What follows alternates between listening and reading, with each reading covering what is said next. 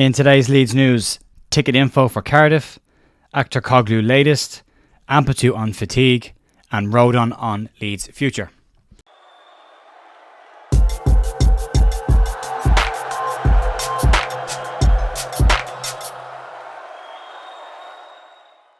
Hey folks, Jay here on Wednesday the 20th of December with your Leeds United news. Just a real couple of quick channel updates and Christmas updates for everybody. First things first, massive thanks to everybody who's contributed to the channel, who's watched the videos, who's liked them, subscribed. We passed 3 million views yesterday inside 17 months, which is incredible for what this channel actually is designed to do. So I really appreciate all the support. I keep saying this, I know we don't always agree on everything, and the podcast isn't for everything, and the news isn't for everyone. It's different content for different people. But I appreciate every single comment, every conversation we have, again, whether we agree or disagree. It's just people's opinions, and that's absolutely okay. So, yeah, massive thanks for that. Update on Christmas. Plan is to not take much of a break over the Christmas period. Christmas Day, maybe Boxing Day or Stephen's Day in Ireland.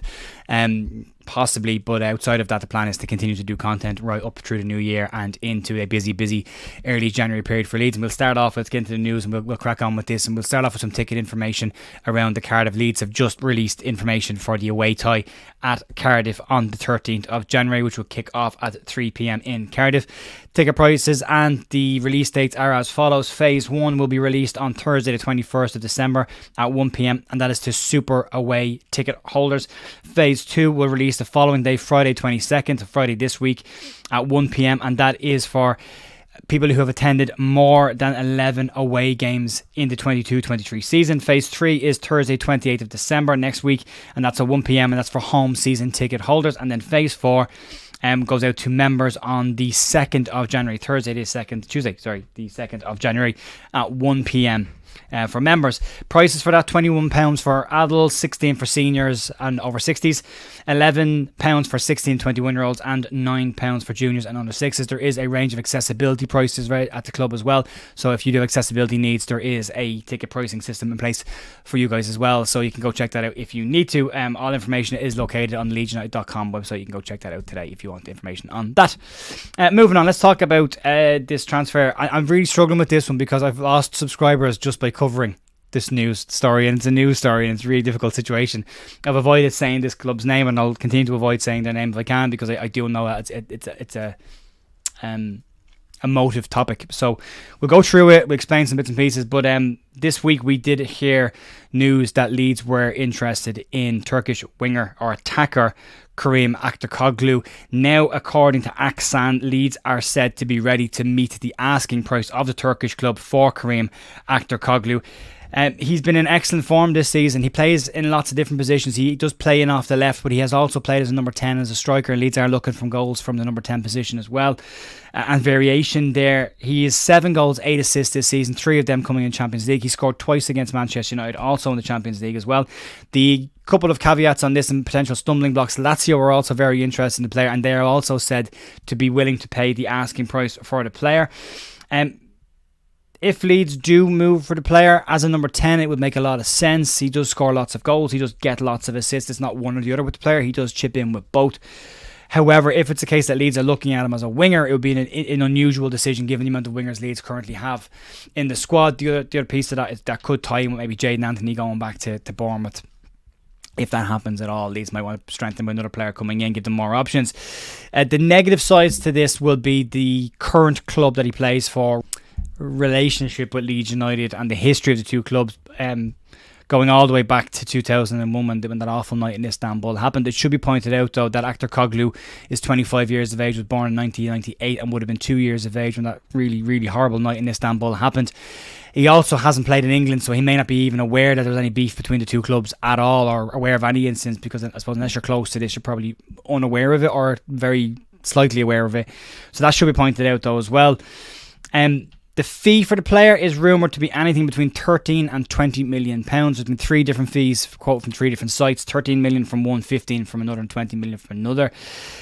According to Beres Gazeta, they are saying that the parent club will not be in a position to sell the player in January. The manager is putting his foot down and wants to keep hold of key players into January, he being one of those players, and it's possible that it could be an end of season move. He has scored plenty of goals at the top level and a high level, but Leeds do need number 10, and if the 49ers Enterprises are willing to splash the cash and bring in a player of good quality, the question marks around where he's coming from, I'm on the fence on this one. I completely understand how some people would want nothing to do with anything coming from that club. I completely understand that. 100% understand that. I'm in that boat as well.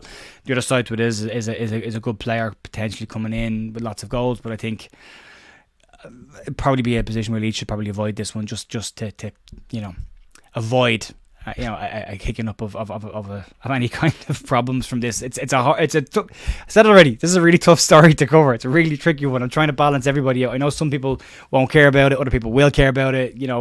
So it's tricky. Anyway, I'll fluff through that, and I'm just going to leave it at that. I'm not going to edit that. I'm going to crack on, keep going. Moving on, let's talk about Ethan Ampadu, and let's talk about the one topic that's been mentioned an awful lot over the last couple of weeks, and that's fatigue and rotation of the squad. Ethan Ampadu was asked if he was feeling wary or leggy coming into a very busy Christmas period. What he said was the following. He said he can't sit here 1 minute and say that he wants to play every single minute of every single game, and then at the same time complain that he might be a little bit tired or his legs might be a little bit sore. He said that he has to manage his body to make sure he's in the best position to play every minute. He wants to play every minute of every game. He also went on to say that he's very grateful for the trust that Daniel Farke has put in him, playing him in every minute of every game so far. And that's what he wants. He wants to play, and every footballer wants to play in every minute of every game. He also said that the players themselves as a squad just need to understand how to manage their bodies over this period, and if they do that correctly, then they should get through it fairly well. The fairly well comment is the bit that's sitting with me. This is where the manager comes in. Every player at every level will want to play every minute of every game. It's the manager's job to make the tough call and make the decision to not do that, to make sure that the bodies are managed, to make sure that you're at 100% and not 98%, 96, 80, 85, dropping down slightly every game you get into 75%, 70. That's the tough job from the manager to do. A player will never volunteer to step out of a game. I've never done it. I've played with hamstring injuries because I wanted to play the game. You do it because you want to play football. It's up to the manager to make sure that he manages that correctly and looks after the players. Finally then today, moving on, let's talk about potential players staying at Leeds and the future of Joe Rodon. Speaking at the Christmas visit to the young patients at the Leeds General Infirmary, Joe Rodon was asked the question that did he want his future at Leeds sorted out in the next month, and he gave a pretty political answer, which you'd 100% expect from a player who's not a contracted player to Leeds, only here on loan. And what he said basically was, I can't answer that question, with a smile on his face, that should be said. He went on to say that all I can focus on is the next game and see what happens. He went on then to add, of course I'm here for this season and my job is to do everything and try and be as successful as I possibly can with this group of players and this team. He's been in outstanding form for Leeds this season. He's been a key part of Leeds, big runs that Leeds have gone on this season. Will be a huge part in the second half of the season. Spurs are said to want anything between 15 and 20 million pound for the player. Leeds are said to be keen on making the deal permanent, but whether Leeds wait until the end of the season to see what division they're in, or whether Leeds go and get it done in January, I'd like to see it done in January. Boxed off, done and dusted, get him in. He's been great. He's proven he's good enough for this level, and he's probably good enough for the lower half of the Premier League as well. So, that would be great to see. And he's got ability to probably push on higher at that level as well. So I'd like it sorted. That would be great to see. Anyway, that's enough waffle for me today. Massive thanks to everyone, as I've already said, for helping the channel, supporting us, and keeping this going over the last 17 months. I really appreciate everyone's support on this. Thank you very much. And I will be back tomorrow morning with more Leeds news, and I'll see you.